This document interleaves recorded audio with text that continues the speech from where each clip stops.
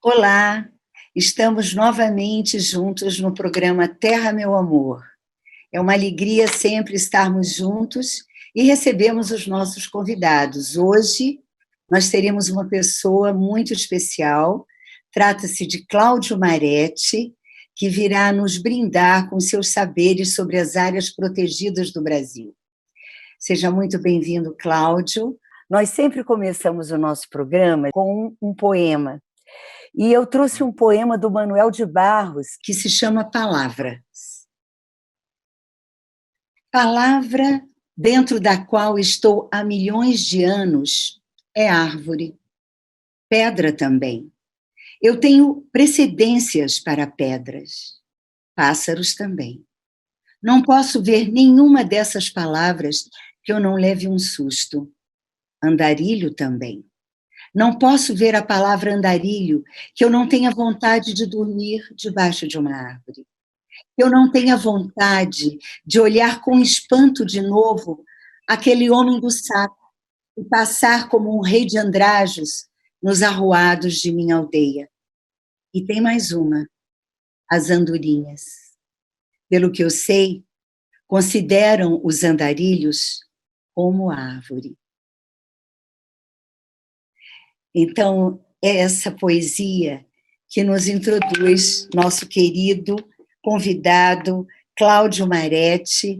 Ele foi presidente do ICMBio, dirigente do WWF Brasil, líder da iniciativa global da rede WWF sobre a Pan-Amazônia, servidor e dirigente da Fundação Florestal de São Paulo, tendo atuado na África Ocidental e em vários locais da América Latina.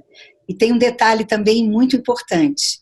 Ele é pesquisador, pós-doutorando na Geografia da USP sobre conservação colaborativa em áreas protegidas, um voluntário, um apaixonado da terra, uma pessoa que professa na vida e profissionalmente essa expressão terra, meu amor.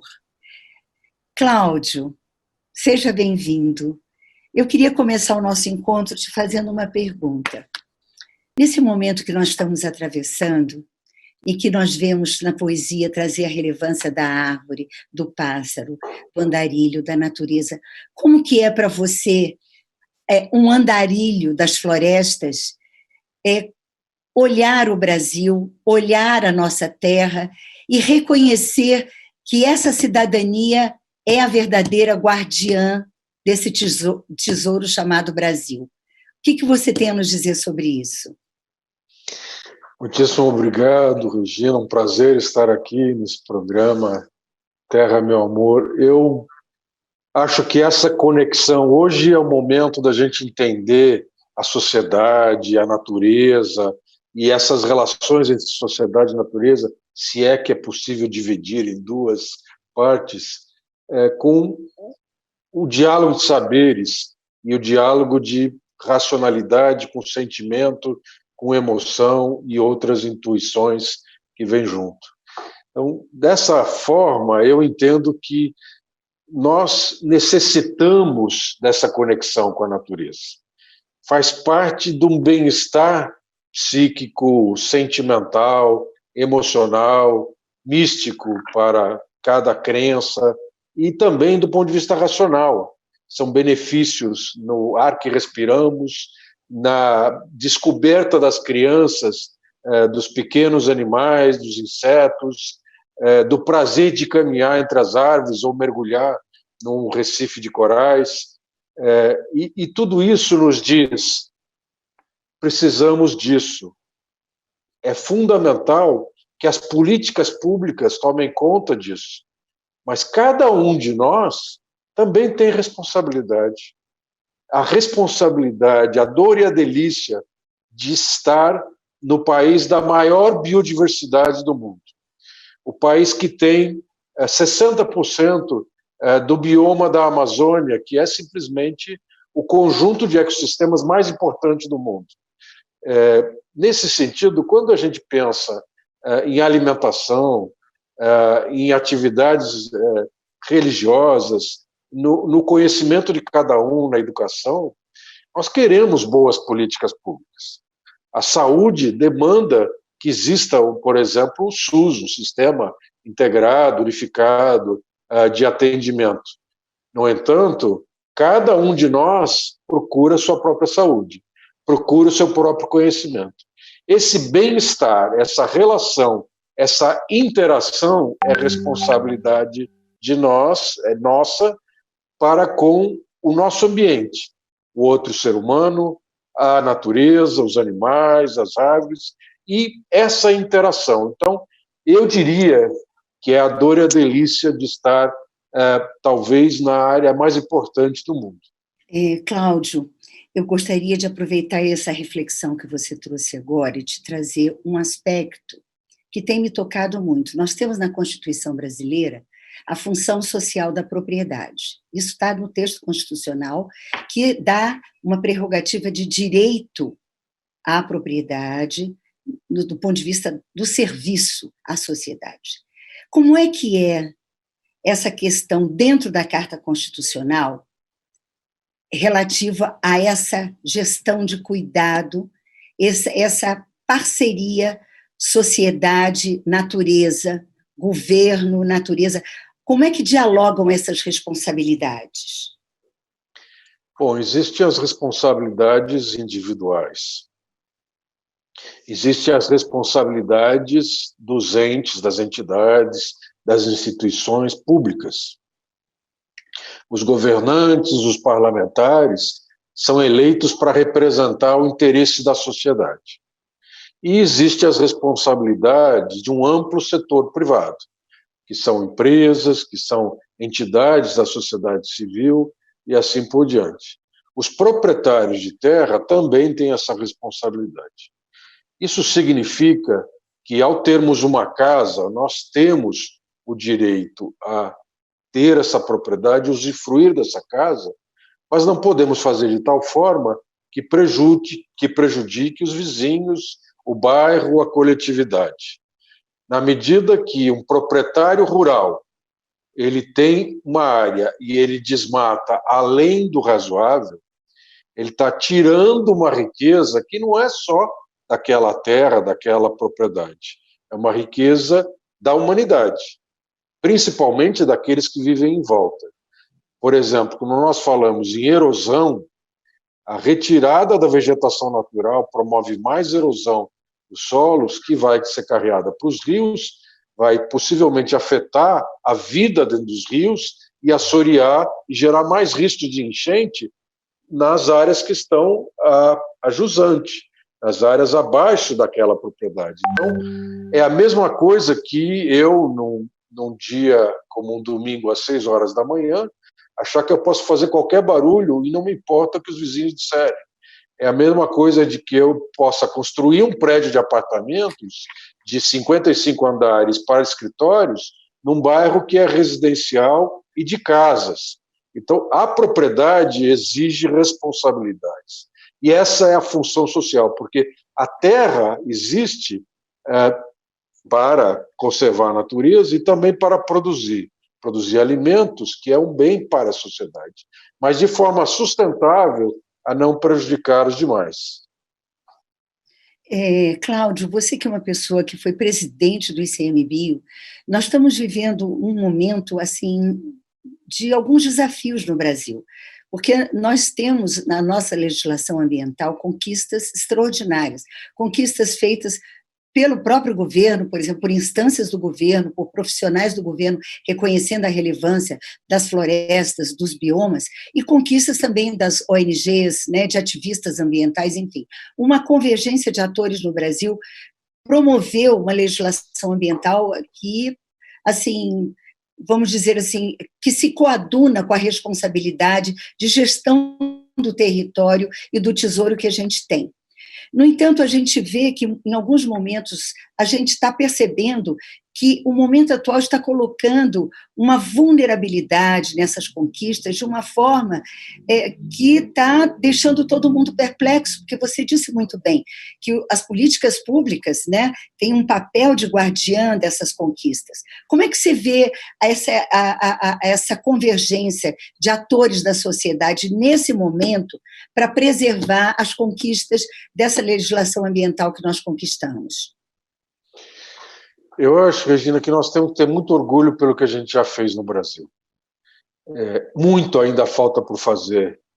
Quando a gente pensa, por exemplo, na proteção dos nossos biomas, a gente sabe que Pantanal, Pampa, de alguma forma também a Caatinga, carece de mais áreas protegidas. Na Amazônia, nós temos um potencial, nós temos um índice, uma quantidade de cobertura de áreas protegidas através das unidades de conservação e das terras indígenas, que é excepcional, ultrapassa os 50%. Só que nós não queremos que os outros 50% sejam devastados. Então, ter uma área protegida não significa que no resto possa se levar à desgraça, porque daí a área protegida só não se sustenta. Eu faço agora a minha pesquisa de pós-doutorado justamente para entender as contribuições que a sociedade nos traz. E elas existem, por exemplo, através das reservas privadas. É excepcional que nós tenhamos centenas, milhares de reservas privadas oficialmente apresentadas a diferentes governos, federal, estaduais, municipais, para serem reconhecidas dentro do Sistema Nacional de Unidade de Conservação e serem protegidas para sempre. A multiplicidade de áreas protegidas pelos municípios, que são menores, que não protegem tanto a biodiversidade, mas que quando falamos da importância na saúde, na nossa adaptação às mudanças climáticas, é muito importante que elas estejam ali, perto das cidades, nessas áreas próximas, inclusive para estimular a maior visitação daqueles que não têm recursos para viajar para lugares mais distantes. Então, nós temos feito muita coisa.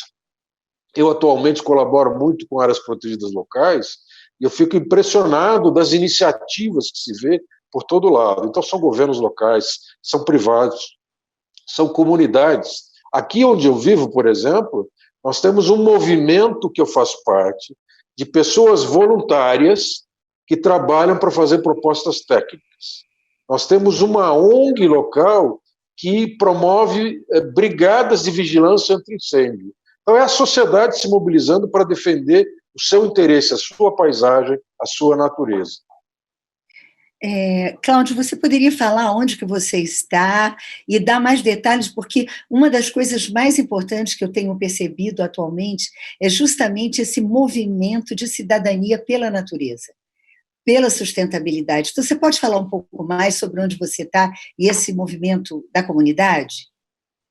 Gina, depois de quase 40 anos, eu resolvi que eu precisava contribuir mais com a sociedade e fazer essa inversão na carreira. Então, desde que eu saí do ICMBio, eu não procurei mais empregos, vim morar numa cidade que chama Atibaia, do interior de São Paulo. Ela é relativamente próxima da capital, próxima de Campinas, que é uma cidade grande, Guarulhos, que é região metropolitana de São Paulo, mas é uma cidade pequena, 140 mil habitantes, e ela tem ainda muita vegetação e algumas pequenas montanhas, pequenas serras ao redor. E aqui eu estou há 2 anos feliz da vida do quanto eu consigo contribuir, porque existe um movimento de organização da sociedade para essas atividades. Então, existe, por exemplo, uma brigada anti-incêndio organizada por uma organização da sociedade civil, com voluntários, que tem dezenas e dezenas de pessoas observando a paisagem e aí dizendo, olha, aqui está aparecendo uma fumaça, vamos lá ver se não é um incêndio. E quando nós vamos, aí quando tem os bombeiros ou as brigadas oficiais do governo do estado, aí tudo bem, se trabalha junto, até a gente sai e deixa eles atuarem. Mas todo esse trabalho de primeiro alerta e de primeiro combate diminui muito os danos. Como é uma região com rochas, a gente tem muitos campos, cerrado, além da Mata Atlântica, então existem áreas também com muita área desmatada, que alguém alguma vez desmatou, então existe um potencial de incêndios maior do que normalmente na Mata Atlântica. E esse tipo de atuação, ela é magnífica, porque ela é a sociedade defendendo o seu interesse. E eu estou aqui há 2 anos feliz da vida colaborando. Eu fico muito feliz de ouvir isso que você está trazendo, porque nós também estamos desenvolvendo um trabalho, já um coletivo, que nós batizamos de Movimento Diálogos da Área e Granja do IP. É uma área protegida, uma unidade de conservação, e a gente vem desenvolvendo um trabalho, e agora numa parceria com o projeto City Inova, né, que implementa a questão da gestão das águas. Então, esse projeto City Nova elegeu algumas áreas no Distrito Federal para proteger as águas mediante o cuidado com a terra. Então, essa comunidade agora está se mobilizando numa virada agroecológica, é uma área de produtores rurais, né, que agora está adotando a agrofloresta como, vamos dizer, meio e modo de produção. Então, está revertendo um cenário, e isso que eu acho bonito, é justamente o que você trouxe, né? É o movimento de cidadania, da consciência cidadã, gerando uma transformação. Como é que a gente pode fortalecer mais e dar visibilidade a essas ações, Cláudio, a partir da sua experiência no ICMBio? Como é que a gente consolida essas experiências cidadãs? Eu acho que é esse diálogo de saberes e essa conjunção, comunhão de interesses, sabe, Regina? As pessoas veem nas áreas naturais diferentes coisas. Para uns é um local de passeio, para outros é a possibilidade de fazer exercício, para muitos é a possibilidade de aprender, para as crianças, às vezes, é a descoberta do que é o mundo. Para muita gente, a questão da saúde é fundamental, para outros, é essa relação mística. Quando eu estava no ICMBio, eu promovi alguns diálogos. Um desses diálogos foi com as religiões. Nós convidamos 10 representantes das maiores religiões e apareceram 30, 40 diferentes denominações religiosas dizendo: eu também quero contribuir. Então, esse tipo de diálogo é fundamental. Então, nós precisamos que as instituições públicas sejam mais abertas para entender esse interesse da sociedade. Mas também é importante, claro, fazer esse diálogo com a área técnica, porque muitas vezes a comunidade não conhece o detalhe que um cientista pode descobrir. Então, o conhecimento tradicional, esse conhecimento técnico, às vezes acumulado em instituições como o ICMBio, aqui a Fundação Florestal, etc., organizações da sociedade civil, mas também esse conhecimento não científico, esse sentimento de pertencimento, essa emoção, essa relação mística, isso junto é que traz a ideia que eu quero desenvolver, que é a conservação colaborativa. E as instituições precisam estar atentas para que a gente possa fazer essa interação. Perfeito. Eu acho que o que você traz é fundamental, porque nós estamos num cenário, né, Cláudio, que demanda de nós, de fato, a construção, o bordado, o tecido de uma cultura regenerativa.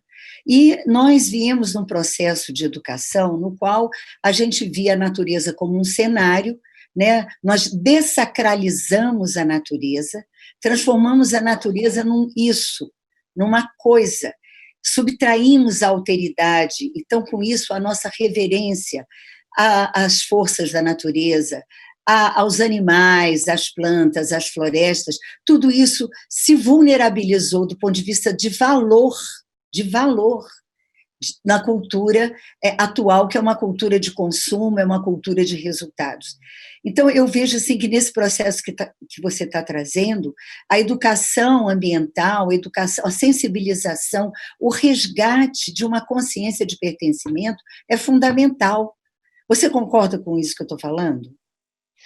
Eu concordo, mas muitas vezes a gente às vezes vê que existe já essas culturas, esse conhecimento, esse reconhecimento, só que os órgãos públicos tamponam, não deixa isso aflorar, né? Então, a dificuldade das religiões de matriz africana, por exemplo, de fazerem as suas atividades junto à natureza, porque um parque nacional, uma unidade de conservação não pode ter essa atividade, quando, na verdade, deveria haver esse diálogo para ver como fazer para que a sociedade possa se expressar e livremente ter acesso as suas crenças, as suas relações, e, ao mesmo tempo, proteger dos riscos de incêndio, de uma alimentação, a fauna inadequada. Então, depois de uma oferenda, muitas vezes tem que fazer uma limpeza, mas que ela seja feita com respeito. Então, é verdade que nós precisamos reconectar, e a pandemia nos traz uma oportunidade.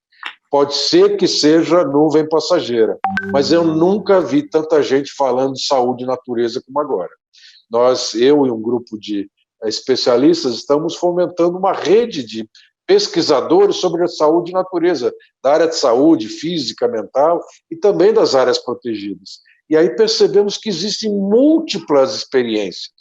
Então, às vezes, nós precisamos reconhecer que já existem esses vínculos, essas manifestações, e precisamos canalizá-las para a melhor forma, para que, com aporte de conhecimento técnico, mas também a manifestação da sociedade, chegamos num bom diálogo, num bom entendimento. Sim, é justamente aí que eu acho que entra a importância do resgate dos saberes dos povos tradicionais, né? Porque a gente vê, por exemplo, que os saberes dos indígenas desse país, né, das diferentes etnias, nos trazem um aceno do resgate de uma relação de harmonia ser humano-natureza, que, com essa pandemia, a gente está bastante evidente que nós adoecemos, né? Nós patologizamos a nossa vida em função desse distanciamento da natureza, né? Outro dia eu assisti uma palestra do Sadhguru, ele estava num diálogo e ele dizendo assim, olha, o ser humano, ele deixou de ser parte da natureza.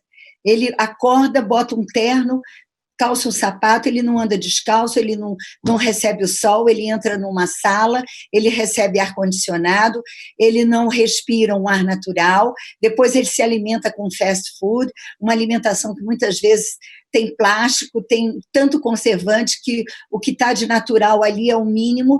Então, é claro que na teia da vida, esse ser perdeu o seu vínculo de pertencimento, né? Então, nós estamos resgatando essa noção do que significa ser natureza, né, Cláudio? Porque a gente fala a natureza e eu, nossa, como se você não fosse natureza, né? Então, esses saberes dos povos tradicionais, esses saberes das tradições, né? A gente vê agora o Papa Francisco com a Laudatio Si, com a Fratelli Tutti, né? Trazendo justamente essa visão de uma fraternidade integrada, de uma reverência à terra, de um novo desenho de ser-estar, né? Um jovem senhor de 84 anos dialogando com jovens sobre uma nova economia. E aí eu te pergunto, como nós vamos desenhar essa nova economia numa cultura regenerativa, nessa nova relação ser humano-natureza? Eu acho que é fundamental que ela justamente tenha esses limites, o que muitas vezes se chama hoje em dia dos limites planetários, né? Mas que ela também estabeleça relações com os grupos sociais locais. É indispensável, eu diria, que nós pensemos na diminuição das desigualdades. Uma maior equidade na gestão da coisa pública, nas oportunidades, é uma forma de equilibrar justamente essa coisa que nós vemos que é a riqueza demais concentrada num lado, e aí essa artificialidade que é construída em busca de algo que é o ter, etc., e às vezes uma desgraça, uma miséria concentrada, espalhada por todos os lados, que faz com que as pessoas percam esse vínculo pela necessidade da sobrevivência. Eu preciso do emprego a qualquer custo, eu preciso aceitar qualquer coisa que venha, eu preciso conseguir o dinheiro, porque senão minha família não come. Então, eu acho que esses dois lados, os limites do planeta e a equidade, fazem parte de uma outra solução.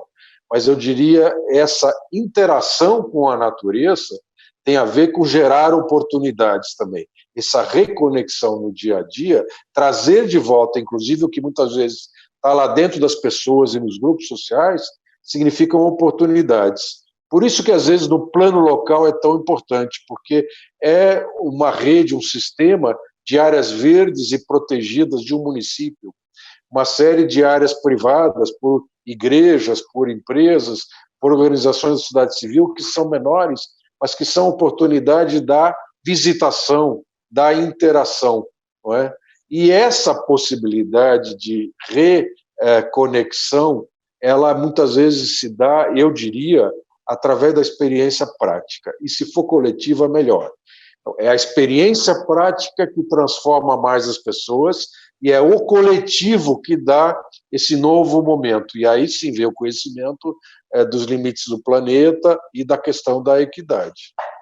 E aí a gente entra naquela reflexão sobre a questão do pertencimento ao território, né?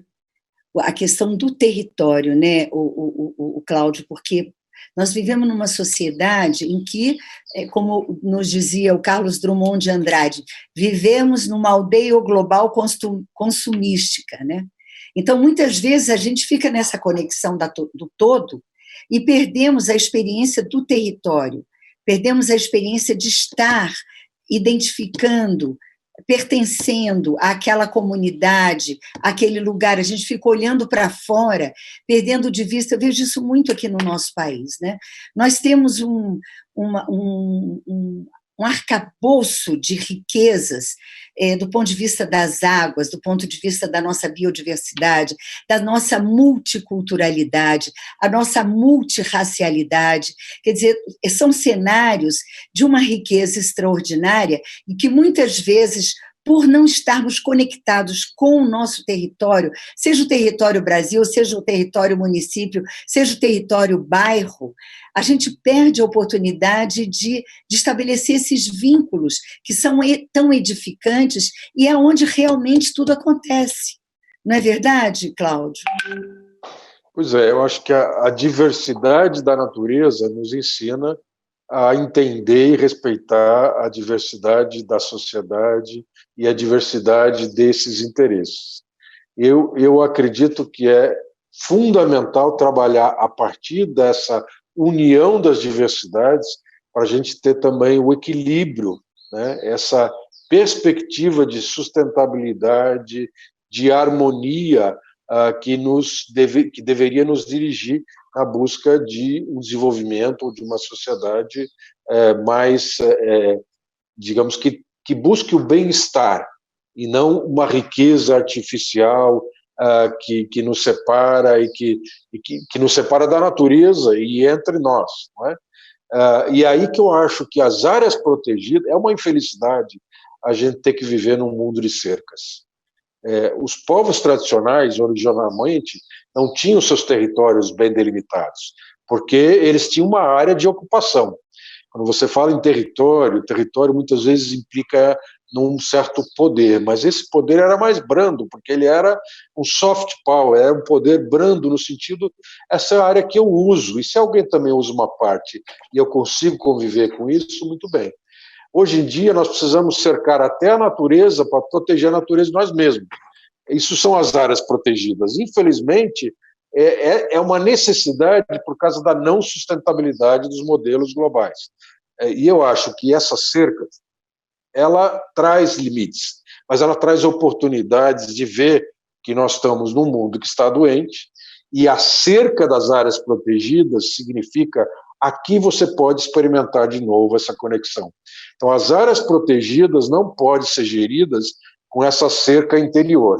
Ela é uma área que é protegida para não ser desmatada, não ser transformada na agricultura, numa pastagem, numa área urbana, mas ela é um local de experimentar essas reconexões. E aí a cerca interior tem que cair. E a gestão das áreas protegidas tem que entender isso. Sim, você sabe que nós temos feito um trabalho, né, de ecopsicologia e ecologia profunda, uma formação, e onde a gente traz justamente a oportunidade dessa experiência de ser e estar em contato com a natureza. E essas jornadas que a gente tem realizado, com banhos de floresta, com encontro, com imersões, a gente tem assistido transformações assim rápidas, de conexão, de reconexão da pessoa com ela mesma, né? Porque, na verdade, tudo isso que a gente está falando, Cláudio, é um caminho de volta para casa, né? Nós somos os filhos dos bosques, nós somos filhos das florestas. Nós estamos aqui porque os nossos ancestrais tinham uma sabedoria de manejo, tomavam água da cacimba, tomavam banho de rio, escalavam montanhas, experimentavam a terra, comiam as frutas no pé, não é? Então, quer dizer, toda essa relação saudável que os nossos ancestrais estabeleceram trouxeram a humanidade até aqui. Então, quer dizer, nós estamos num outro ponto da espiral, porque não dá para voltar para trás, e ninguém deseja isso, mas é o momento realmente do encontro desses saberes, né? E trazendo, agregando essa subjetividade, essa espiritualidade que subjaz a toda essa manifestação. Cláudia, eu queria te agradecer muito, nós estamos chegando no final, eu vou deixar para você trazer, a partir da sua experiência no ICMBio, na WWF, nesse cenário que a gente está vivendo, como é que você percebe a importância e a força dessas instituições que vêm trazendo vamos dizer assim, a integridade, vem preservando uma integridade dessas nossas áreas sagradas do Brasil. Gina, muitíssimo obrigado pela oportunidade. O meu momento atual, eu continuo com atividades internacionais, inclusive voluntárias, auditorias de resultado de áreas protegidas na América Latina, coordenação do Congresso Latino-Americano de Áreas Protegidas, faço parte da Comissão Mundial de Áreas Protegidas. Mas a minha inspiração hoje é voltar para o local. Eu acredito que a solução está em como nos organizamos como coletivos. Mais importante do que eventualmente onde queiramos chegar, é como caminhamos. E é como caminhamos nessa relação com os demais e nessa relação com a natureza. É por isso que eu estudo a conservação colaborativa. Eu acho que são os coletivos experimentando essa responsabilidade, essa maravilha de cuidar da natureza, é que a gente redescobre os caminhos e valoriza o que nós já fizemos, mas entende muito por fazer ainda no Brasil e no mundo. Eu quero agradecer a sua presença mais uma vez e dizer para você que você trouxe para mim e para os nossos telespectadores uma centelha importante de esperança e de confiança, de que juntos nós seremos capazes de ressignificar e construir uma ética de cuidado para um futuro que a gente deseja que seja sustentável, harmonioso e profundamente espiritual. Gratidão, Cláudio, gratidão a todos vocês que estiveram com a gente até aqui e até o nosso próximo encontro do Terra, Meu Amor. Até lá!